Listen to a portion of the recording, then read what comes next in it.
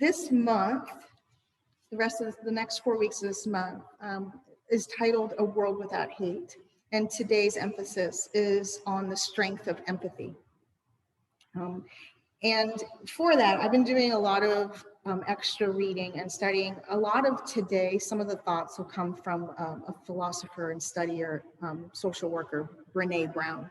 So if you like any of it, you can look her up. She has some of the background of what I'm talking about. And she's written a couple books. One, The Power of Vulnerability, and she does a lot of work around empathy itself. I have a few things to share with you today. Because when I'm thinking about empathy, it's that idea, like we were just talking about, of being in that space with other people. You know, it's different than compassion or sympathy, because I think sometimes with compassion and sympathy, we can still be a tiny bit outside of the bubble. We can say, I'm sorry, I know that really stinks for you, you know, I get whatever, and then go on your merry way. And sometimes I see it, or I think about that, when people, you know, they don't have anywhere else to go, or they're hurting so bad, or whatever's going on in their life, and you see them on social media, and they're like, my grandmother just passed, and I'm really, really sad. Or I have to take my dog to the doggy hospital, you know, and you see all these people are like little hearts and little prayer signs. And then I wonder sometimes, and I started paying attention as for myself recently, how much do I hold on to that and put them in my prayer book or my healing book for a little while longer than that initial, I'm just gonna put the little heart or a little prayer sign for those people. You know, is there a movement to be in the empathetic zone more than the sympathetic zone? And they're different. The idea of empathy is being wholehearted with these people, or even ourselves and situations. It's feeling with someone, being with that person, and not just for or to send. It's a little bit juxtaposition. So again, it's being in that moment with that person. And Brene Brown says, stories are data with a soul. I love that quote, stories are data with a soul. And there is, I've mentioned him before. My son and his partner got me this book recently. It's by Brandon Statton, and he has a blog that's online and he started years ago just asking people on the street questions, and he's got a kind of personality that people will talk to him, and then he snaps a picture, and if they're you know, if they're shy about it or don't really want their face, he either does their hand or a side, you know, whatever. But there's always a picture. So he's a photographer first, and he started putting little stories with his photos. And then since he started off in New York, which is why this is called Humans of New York. And then he went to humans. So he started traveling all over the world and gathering these stories. And it's really, really neat because you get a snapshot of whatever's going on with that person in that moment based on whatever conversation Brandon is having with them. And then that's it.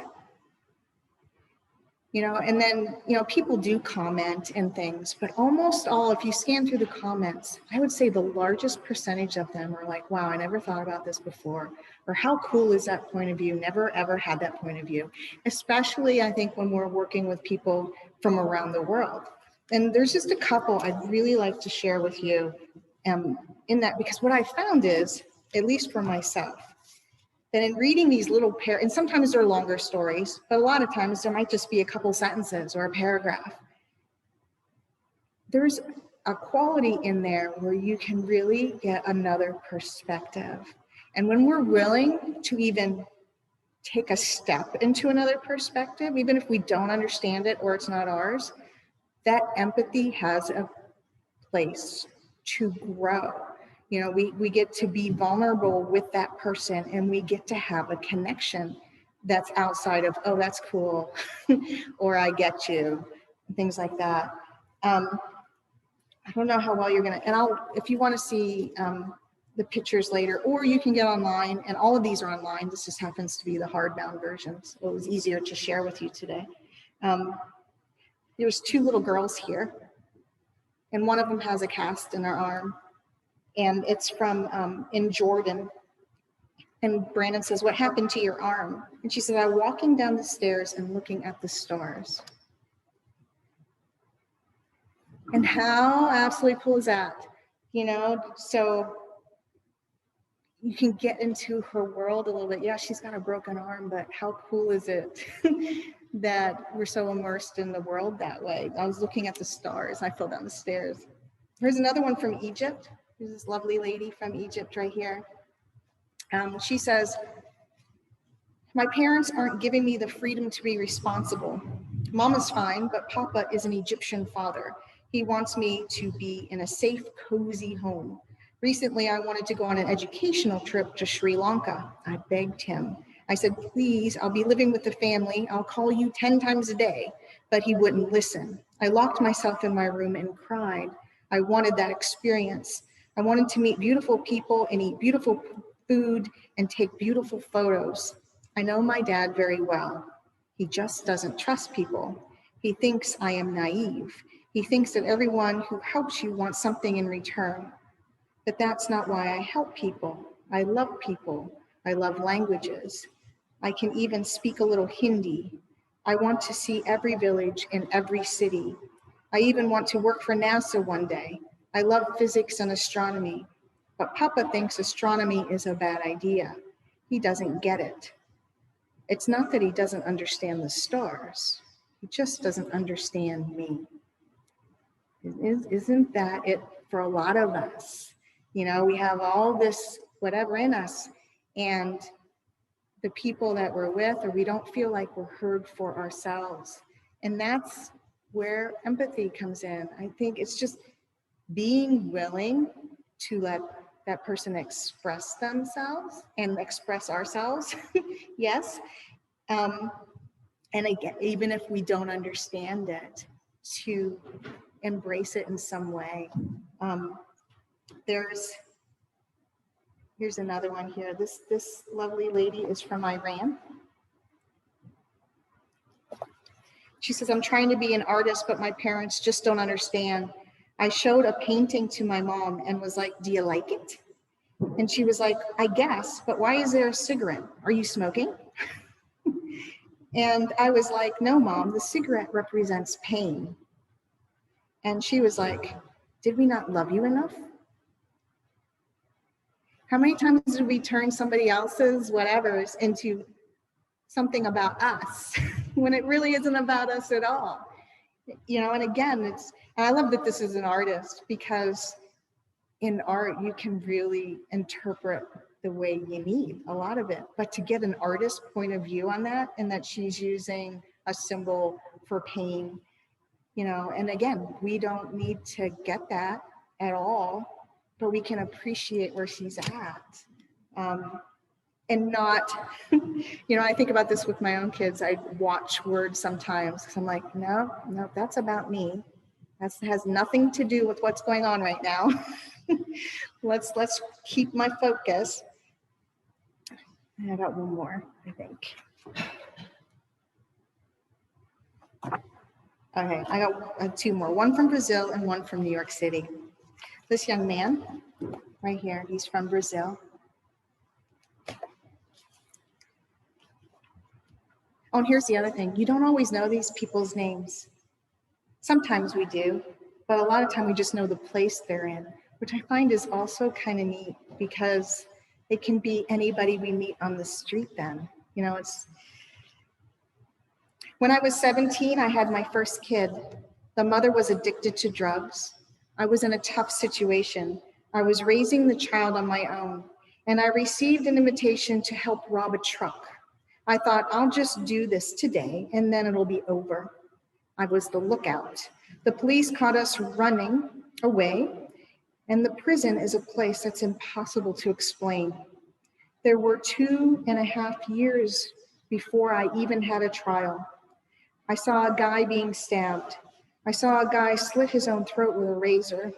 And during the night, I used to sit by the window and look at the stars and think, not even an animal likes to stay in a cage. All my friends forgot about me. Only my mother visited. I'll never go back there. Right now, I'm in a tough situation again. I have no job, but people at the church help me with food. And I sit here and help people park their cars. It's only a few pennies, but I'd rather do this than steal from someone else who needs the money. When I'm watching him and reading the story, I'm like, how often do we see somebody sitting on the side of the road or doing a job that we think is less somehow, right? And not know the rest of the story. And here this guy is in this moment doing the absolute best he can because he tried to do the best in another way in the past and it didn't work for him. Again, can we sit with somebody like this and be in a space with them and feel with them and be vulnerable with them? You know, empathy, again, is being with that person, being with that person. It's perspective taking. And it's not taking somebody else's story and putting it in our own perspective, viewpoint, lens, binoculars, glasses, kaleidoscope. It's not ours, it's theirs. And we have a chance to kind of sideways look at it, but we'll never be able to see it head on. And do we recognize that? And remember not to place it in front of our own lens for our own judgments. It's a non-judgment system. And recognize that what that other person is feeling is valid for them in the moment. Even ourselves, to be empathetic with ourselves, to know that whatever we're feeling is valid in the moment. And it's okay. I know I had a question recently from a young lady whose dog has just been diagnosed with cancer. And when she shared this with some family members, her family was kind of barely sympathetic.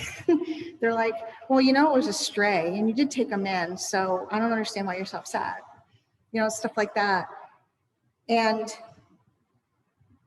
she got angry. And then the question was, well, since I got angry and I felt hurt, what's wrong with me that I couldn't? I'm like, nothing. You're allowed to feel what you need to feel.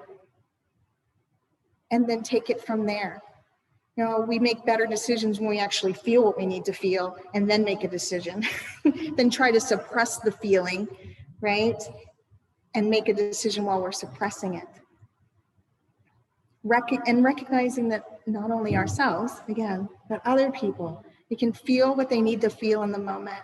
And in empathy, we be with them in that moment. I think sometimes we will take longer to make rash decisions if there was more empathy. You know, if we could hold space with each other and say, go ahead, feel what you need to feel. I'm totally listening, totally get you right now. I'm here with you. Don't fully understand it, but that's okay. I don't need to. Be where you need to be. And then once those feelings are processed, we make clearer decisions. It's easier to make a decision. This gentleman from New York, I'll share it because he kind of cracked me up. He's in the subway in New York. And he says, I thought I'd be a much more secure person at this stage in my life. I thought that if I played by the rules, I'd learn to be happy and become an adult. And becoming an adult would somehow reconcile all my issues. I'm realizing now that nobody grows up, but everyone can grow old. And isn't that it? We think we need to be somebody else, or if we get to another stage, then it'll all be happy. And it can be happy now. Be happy now. The next part of that Brene Brown talks about for empathy is communicate our understanding of their feelings and perspective. And we don't always have to do that in words. And that's one of the reasons I really like Brandon's work here, because these people may never read whatever you write back to them on the blog, right? But you can offer it in feeling. I really, the understanding is our feelings do travel. our feelings travel and that healing takes place. And when we're in front of somebody else, the eye contact, the body language of understanding, the openness goes so much farther sometimes in trying to find the right words. Yeah, we can try to voice that, is this what you mean? This is what I'm hearing. Did I get it right? Right? But Brene Brown brings up the AA programs. And when people share where they're at the moment and the perspective, it's all eyes and body language, because part of the program is you don't say anything back. You allow that person to be in the space, say whatever it is they need to say their perspective, their joys and their frustrations. And then the support is offered by being there and through the eye contact and the openness of body language through the program. And how cool is that? Right? And that they figured out a way for people to be and other people to be with them, and know that it's not always in words. In fact, sometimes we get ourselves in way with words. And to be there fully present with the body and the eyes.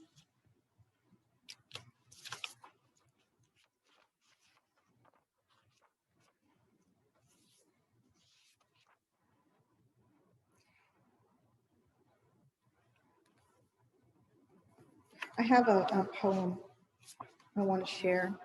It's from Oriah Mountain Dreamer. And I think the poem's called The Invitation. But for me, it's the embodiment of really what empathy is, and to be empathetic, and to be in that space, the ability to understand another person's thoughts and feelings in a situation from that person's point of view. She says, it doesn't interest me what you do for a living. I want to know what you ache for, if you dare to dream of meeting your heart's longing. It doesn't interest me how old you are.